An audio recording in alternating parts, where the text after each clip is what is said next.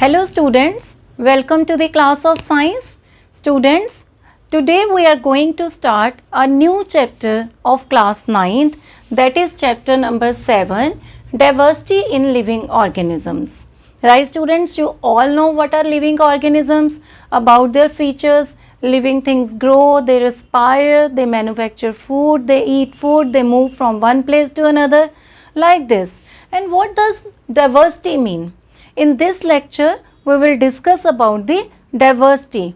Students, you must have thought that there is a variety of life forms around us, and these all the varieties are dissimilar from each other in one or other way. They vary from one another in one or other way. Like I take the example, we are standing two persons here. Suppose we both have many dissimilarities, like you and your friend, we can take example. You are different in height from your friend. You both don't have the same height.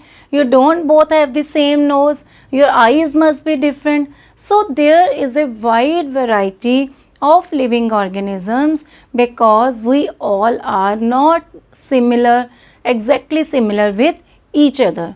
There are also many varieties on the earth.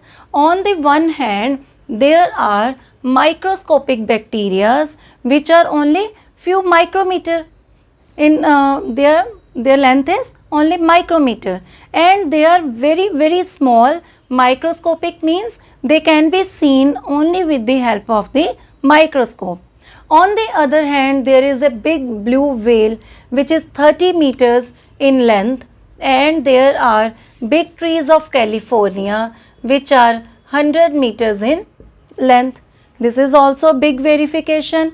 There are pine trees. On the one hand, there are pine trees which live for thousands of years, and there are many mosquitoes or insects which live for only few seconds. See students, there is a large verification. There are many colorless ants and mosquitoes or transparent, and on the other hand, there are many colorful birds like sparrows, etc. So all the living beings have some similarities and some dissimilarities. There are students millions of life sources, life forms on the earth. If we take our time, we don't have sufficient time to study each and every living organism.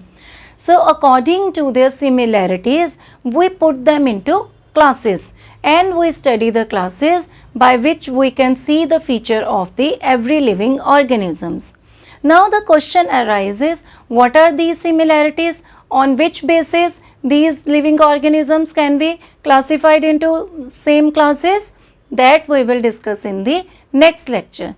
Today we have discussed in this lecture what is the diversity. It means the different variety of the living organisms, and in this chapter we will study the different classes of the plants and the different classes of the animals. Diversity is the dissimilarities and different similarities in the living organisms in which they are different from each other. And for the study of this diversity or this so big million of living organisms, we put them into the classes on the basis of the similarities. And what are these similarities? That we will discuss in the next lecture. For this lecture, you must revise, you must remember that there is a diversity in the living organisms. There is a large variety of living organisms, life sources on the earth. So that's all for today's lecture. In the next lecture, we will discuss the different similarities or the basis on which they can be classified into different classes. Thank you. Have a nice day.